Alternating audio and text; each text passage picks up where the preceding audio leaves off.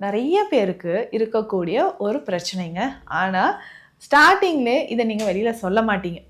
ஆனா, இது கொஞ்சம் கிரிட்டிக்கல் ஆயிட்டு, என்னால வலி தாங்க முடியலன்னு சொல்லும்போது தான், அதற்கான சிகிச்சை என்ன எடுக்கலான்ற ஒரு முயற்சியில நீங்க இருப்பீங்க. ஸோ அதுதான் பைல்ஸ் அப்படின்னு சொல்லக்கூடிய ஹெமராய்ட். சரிங்க. இந்த ஆசனவாய் பகுதியில எனக்கு பிரச்சனை வருதுன்னா, என்னென்ன சிம்ப்டம்ஸ் உங்களுக்கு தெரியும் அப்படின்னு நம்ம தெரிஞ்சுக்கலாம். ஃபர்ஸ்ட்டு இந்த மூலத்தை நம்ம எப்படிங்க சரி செய்யலாம்? மூலம் இருந்ததுன்னா, நம்ம என்ன மாதிரியான உணவுகள் இருக்கலாம்? முதல்ல நீங்க பண்ண வேண்டியது கான்ஸ்டிபேஷன் இருக்கா? இல்ல மைல்டா ஆனல் ஃபிஷர் தான் இதனுடைய ஸ்டார்ட்டிங் பாயிண்ட். அப்போவே சின்ன சின்ன வெடிப்புகள் இருக்கும். ஆசனவாய் பகுதியில ஃபிஷர்ஸ் இருக்கா? இம்மீடியட்டா நீங்க அதற்கான சொல்யூஷன்ஸ் இப்போ ரெகுலரா இத பால்ல கலந்து நம்ம சாப்பிட்டுக்கிட்டே வரணுங்க. டெய்லி நீங்க என்ன பண்றீங்கன்னா, ரொம்ப சிம்பிளான ஒரு விஷயம் சொல்றேன். பைல்ஸ்னால நீங்க கஷ்டப்படுறீங்க. பெரும்பாலும் பைல்ஸ் இருக்கக்கூடிய பெண்களுக்கு வெள்ளைப்படுதல் பிரச்சனை இருக்குங்க. அடிக்கடி யூரினரி ட்ராக் இன்ஃபெக்ஷனும் வர வாய்ப்பு இருக்கு. இதுக்கு சிம்பிளா நம்ம என்ன பண்ணலாம்னா,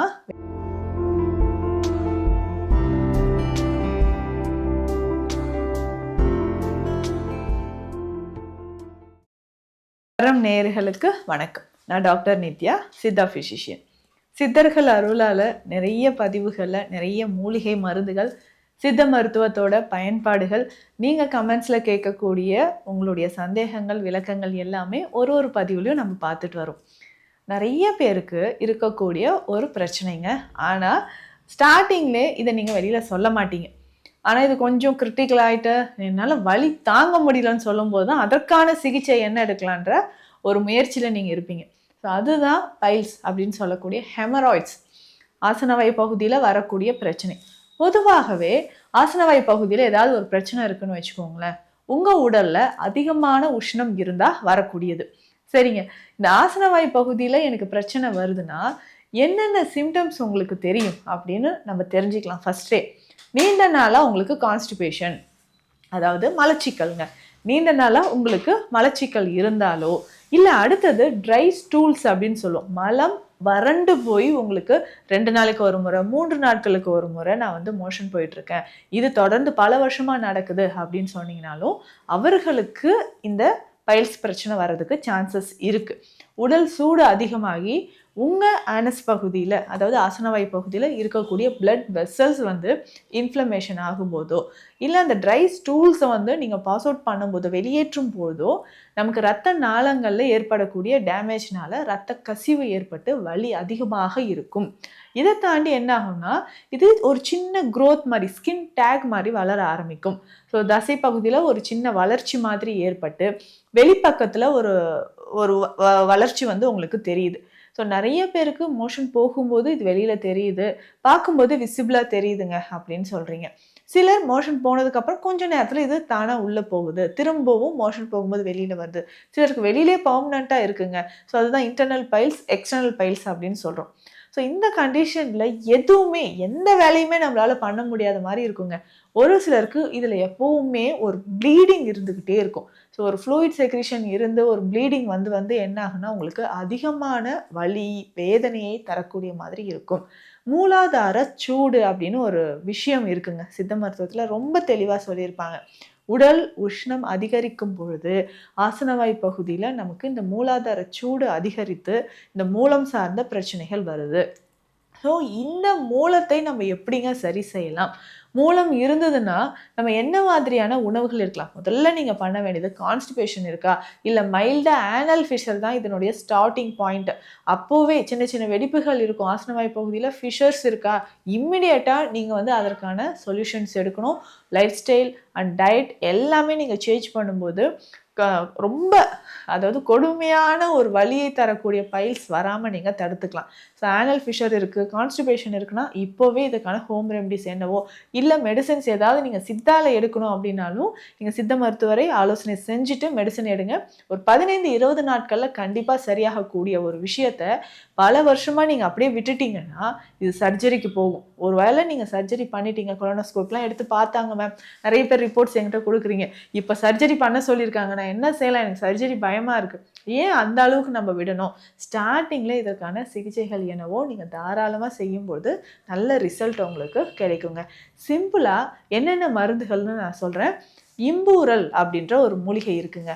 இம்பூரல் அப்படின்னாவே உங்கள் உடலில் எங்கே நமக்கு ப்ளீடிங் இருந்தாலும் சரி, அல்சர்னாலேயோ இல்லை மவுத் அல்சர் இருக்குது, இல்லை உடலில் எங்கேயாவது ரத்தப்போக்கு அதிகமான இந்த டிஸ்மெனோரியா கண்டிஷன் எல்லாம் பெண்களுக்கு அதிகமான உதிரப்போக்கு இருக்கும், அது சரியாகிறதுக்கு இம்பூரல் பயன்படுது.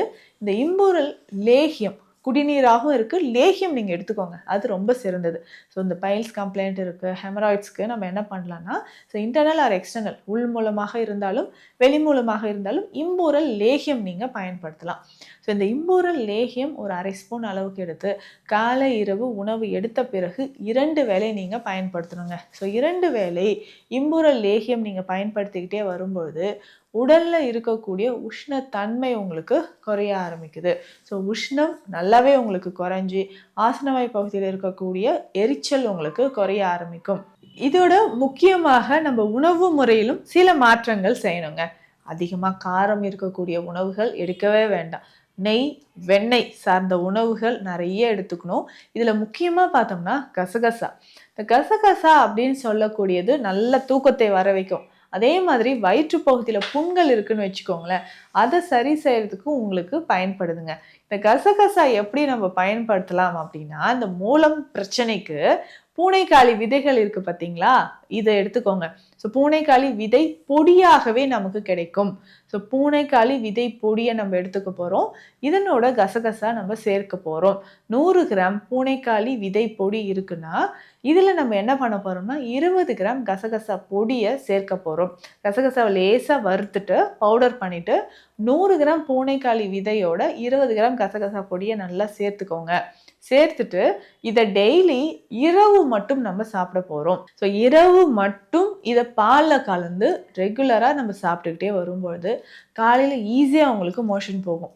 நிறைய பேருக்கு தூக்கமின்மை பிரச்சனை இருக்குங்க.